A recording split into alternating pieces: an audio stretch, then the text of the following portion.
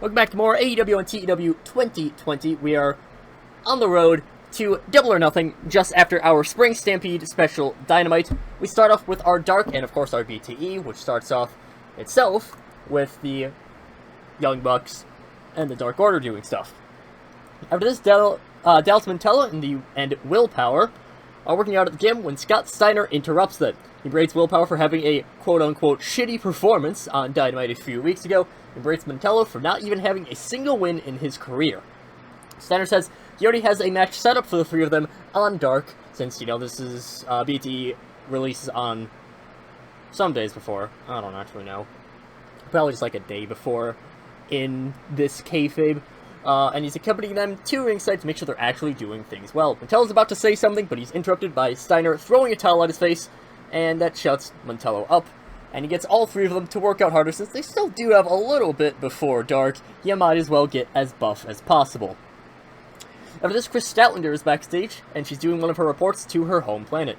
The subject for this week is Warhorse. She keeps that distance from the 4,000 pounds of heavy metal, and worried that the weight of Warhorse would be enough to crush her in an instant. And therefore, she needs to proceed with caution. She says that investigating him more is highly beneficial to the study of life on this planet. Because Warhorse is really heavy. Our show of Dark begins with AJ Mendes defeating Leva Bates. We have a new referee as well. AJ Mendes with a swollen calf muscle, that's not too bad. Abaddon then defeats Mel. Willpower then defeats Fuego del Sol and Flamita when Hobbs defeats Fuego del Sol.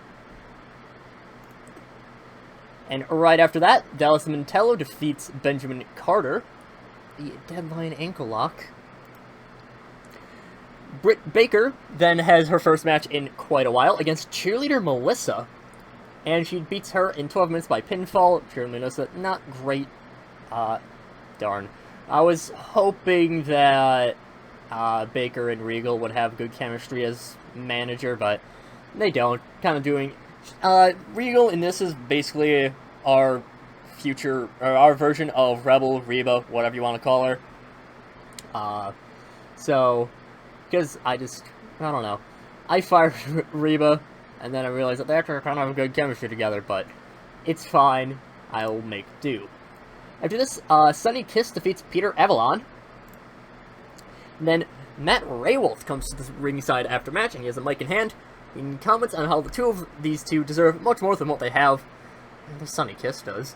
And so he's offered to bring them into his quote-unquote troupe to see how well they will perform with his leadership and his creative mind. Avalon and Kiss both look suspicious of him, but they do realize that they haven't really been booked, good at all. So they're like, sure, why not? We'll try it out. So that is another storyline that is exclusively on Dark. After this, the Hit Squad defeats TNT, and we also do have the debut of Devon Dudley. He is he is managing both of his kids, so that is very, it's a nice father-son bonding. Devon working as a road agent as well. And then to finish off Dark, Orange Cassidy defeats Joey Janela with a super kick. Our show of Dynamite begins with a bang. Just an absolute kick-ass match as the Young Bucks defeat Jurassic Express. This is for the tag team title tournament. I realized what my problem from from 2 weeks ago was. That was supposed to be Top Flight, not the Future. So, whoops. Either way, story stays the same. Matt Hardy still approaches them after the match.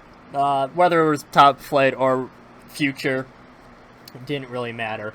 But the Young Bucks, they defeat Jurassic Express.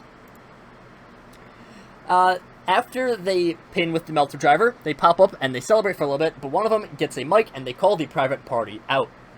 Private Party doesn't show up, and that eventually gets the Young Bucks to start yelling at Private Party for being cowards, and that they will finally beat Private Party for the first time on next week's Dynamite, which is when our semifinals for the tournament will take place. So, yeah, and this canon, the Young Bucks have never beaten Private Party. Private Party has always just managed to just be a little bit ahead of them, and so the Bucks not too happy with that. So they're looking forward to finally having a chance at winning against Isaiah Cassidy and Mark Quinn on the road towards being hopefully their plan is to be the tag team champions. After this, Kana's backstage and she's being interviewed by Renee Paquette. Renee asks what Kana will do about title contention now. Kana says, "No one is ready to beat me. I am the Empress of Pro Wrestling. I have conquered the Queen. I have conquered the AEW darling with Shida. No one can defeat me. I dare anyone to come after me. Grace, Iwatani, Hojo, Shida, it doesn't matter. None of them can defeat me. The only way I will lose this title is if I willingly give it up, and if I do that, then I'm not a worthy champion. You have as much of a chance as beating me in the ring as Iwatani, Grace, Shida, or Hojo, Paquette." And Kana just kind of laughs and leaves, and Renee's like, what the hell? So basically this is setting up a Kana versus Renee. No, I'm kidding. It still is marked as the Queen and the Empress. This is moving away from being focused with Ashley Flair, aka Charlotte. The storyline's still really hot, so I just added all of those people into it. So, yeah. After this, MJF is in the ring. He has the VIPs all around him, and, you know, he just has a podium, and he's just, you know, being arrogant as always. He says, "I'm here today to make sure that all of you to make sure that you already know what I'm going to say. I'm here because I have already beaten Jungle Boy, as all of you saw last week at Spring Stampede. Sure, it's only one match, but I'm here to already say that the tag team titles are not the only ones that need a tournament. The only way anyone will be seen as worthy of even challenging me, of even trying to beat me, will be if they fight their way through the muck of each other to just see how many of them aren't worthy of facing me." See, there's a lot that we need to do here in AEW to shake things up. Looking at the records was something that was always said would be something huge, that we're looking for sports, that we're looking for wins to matter. And yet people like meek little Jungle Boy, a tag team guy, are granted a world title match. Why not people with a pristine, undefeated record like... Oh wait, there's no one here. I am the last person who has not had a single loss here in AEW. I have not been pinned or submitted. Ignore the fact that Oso Koda hasn't been pinned or submitted or lost anything. I kind of forgot about that when writing this promo. Don't worry, we'll get to that later. I am the reason that this business is still standing. I am the reason that wrestling as a whole will be a household name, that this stigma to get away from the hokey carnies back there that are put out of business because the people out there need someone real, someone who can really be someone that you unwashed, uneducated masses can sit back there and say, "Damn, I wish I was good as him." Or you crack open another can of Mountain Dew and continue to stuff your face with Domino's Pizza, both of which, by the way, have asked to sponsor AEW because of me, have asked me to do their commercial. So while you sit back and cram your faces with fast food and soda, I am making that very same money that you're spending, whether if it's your own trailer park foods and drinks, or coming to the show, or buying any of that merchandise. All of it is getting paid to me for the things that you love. And you know why that is? Because I'm better than you. And you know it. However, afterwards, you know, it seems like MJF, he's ready to leave, but then Darby Allin's music plays. And Darby, he's doing his promo somewhere else. Darby says, "You may be right that you're the only one of the only people not to have lost yet in AEW. The records only matter year to year, MJF. Look at your record books one more time. 3 people are undefeated this year.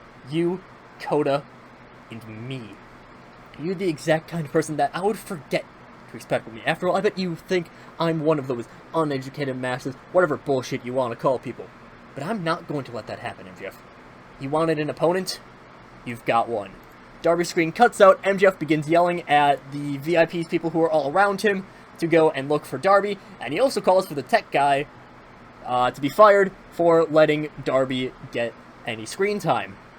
Again, this would have been better in terms of my writing if I actually remembered about Coda, but main thing is that I'm not quite having Coda go up there just yet because of he is in the feud with Jericho right now.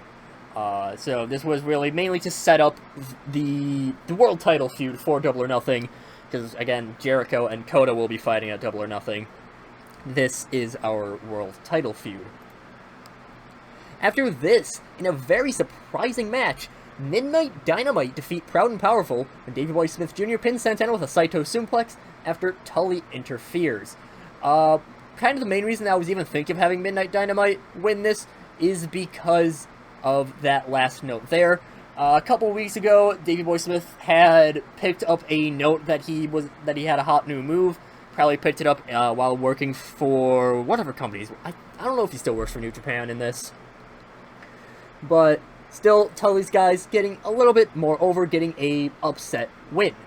After this, they, right after they're finished celebrating, they leave when they hear Jericho's music plays. Jericho, he just ignores all of them. And he goes right up to Santana and Ortiz. He starts yelling at them for losing so much, for being on such a cold streak. And Santana and Ortiz admit that they're not really proud of it, but eventually, Jericho does cool off, and he brings the two of his original Inner Circle members, words are tough, backstage with him. And as you can see there, Ortiz shattered a face turn. That might be something I kind of thought up on the spot, I'm gonna be honest. After this, Adam Page is seen backstage, and he's drinking. He has his own bar, and Cody Rhodes approaches him, noting that Page has been very late in coming to Daly's place. Page blows him off. Cody continues to push on it. Eventually, Page snaps.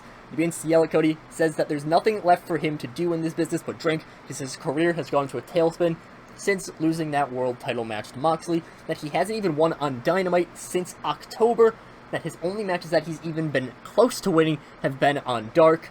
He keeps ranting about how he's irritated, that he feels like he's failing at everything he's doing. And Cody eventually stops him because this is getting a little bit real, puts his hand on his shoulder and just says, hey, you're just in a cold streak right now, and you need to really, you need to get in the right mindset, you need to get into that winning mindset, and hey, if it helps your momentum, team with me, team with the Private Party, because they're there for you too. And eventually Page, he does calm down, and Cody maybe even starts to walk away, and Page orders a whiskey for Mr. Cody Rhodes. So just a nice segment. I have done horribly in booking Adam Page, I will admit that. Admittedly, I'm not anyone who really sees him as an upcoming megastar, but I do understand why some people do think that way, and even so, just the way that I've been booking him is awful. So kind of working to fix that. I do somewhat have a plan. For my standards, it's a plan. Again, I don't really plan out all too much. But that works for this segment. After this, Jordynne Grace defeats Kiera Hogan with a fall from Grace. And then Jordynne is ready to cut a promo, probably about challenging for Kana's title. She's interrupted by the Dark Order's music playing. Grace immediately drops the mic and she gets ready for a fight. When Jay and Tay walk out onto the ramp, they start laughing at Grace. And Anna Jay has a mic in her hand, and she begins to talk. And Anna Jay says, I don't think you have a chance to beat Kana if you're afraid of music, Miss Amazing Grace. I get it. You've only lost once, and that's to Ashley Flair. You, one of the many people in this business, with only one loss on your record, but that's not going to be enough, especially because we have some unfinished business, don't we? Just gonna turn your back to the Dark Order to ignore your employer's plight. And Grace, she picks up her mic, and she just says, why don't you back up your words in the ring next week, Jay? Jay, he's kind of intrigued by this, maybe mulls it over a little bit, maybe even, talks to Ty Conti a little bit, and then agrees to the match for next week. After this, the Inner Circle, mainly Jericho, are very irritated, and they have, their own little meeting area, and they hear a knock at the door. Jericho opens up to see Brian Myers. Myers tells Jericho that Ibushi is here for his main event match, in case Jericho wants to see him. Jericho says that he has other things to worry about, and he gets ready to hit Myers with another Judas effect, but Myers steps back, and he's actually brought back up this time. He got attacked like 2 weeks in a row, so now he's brought in Devon Dudley and Joey Matthews to kind of back him up, make sure that he's not that at least if the road agents are getting bullied, he's not the only one being bullied. And Jericho, he kind of just backs away. He doesn't want to bother with taking out Joey Matthews and Devon Dudley. And then once Myers, Matthews, and Dudley leave, he begins to yell at the Inner Circle. I just have Santana and Ortiz because I want to progress that story, but this is the entire Inner Circle is present. After this, we have Eddie Kingston defeat... What in the hell? 70? I guess that's the power of the groundswell of public support, getting a 73. Afterwards, Eddie calls for the Blood Brothers to bring the quote-unquote gift for Moxley. At that, the members of Kingston stable bring out a beaten and battered Miro. Moxley comes to the ramp soon after, and he tells Kingston off, saying that he wanted to be the one to beat up Miro. Moxley does help Miro up to the ramp, and this is after he tells Eddie that he's not interested in officially joining forces. That said, he does notably seem a little bit more interested than he has in the past. Once he reaches the middle of the ramp, he calls for medical staff to be nearby, and once they do get nearby, he hits Miro with a DDT on the ramp before walking backstage as it goes to commercial before our main event. Miro has been added to this feud that was going to be originally between Eddie Kingston and Jon Moxley. Because, I mean, it makes sense for Miro to feud with Moxley, even if Miro is now going to be a face. Because, again, he powerbound Renee. So, makes sense. Our main event scores an 81, as Kota Ibushi defeats Dragon Lee with a Phoenix Plex. After the match, Kota is celebrating in the ring when Ace Austin, Sammy Guevara, and Jake Hager all rush out. They easily beat down Kota. Jericho comes in. He's kind of like twirling his bat in his hand. He looks ready to beat down Kota. He even like raises up the bat and ready to like do a really hard smash on him. But he just kind of slows it down and he just gently sets the bat on Kota's chest as the show goes off air with these 4 members of the Inner Circle leaving backstage. No Style has been amazing for me. We get a 77 show. I'm pretty sure that's the best we've ever done for any shows. It's a fantastic, fantastic show. I am loving the style change. Even though I definitely think that... I think reasonably wrestling near Nirvana should make more sense for AEW, but also the fact that there's so much writing on the in-ring performances. I do think that fits the No Style even more, but that's just in-game stuff. We'll be moving on to the 4th week of April and our semifinals for the tag tournament, as well as some other things, probably.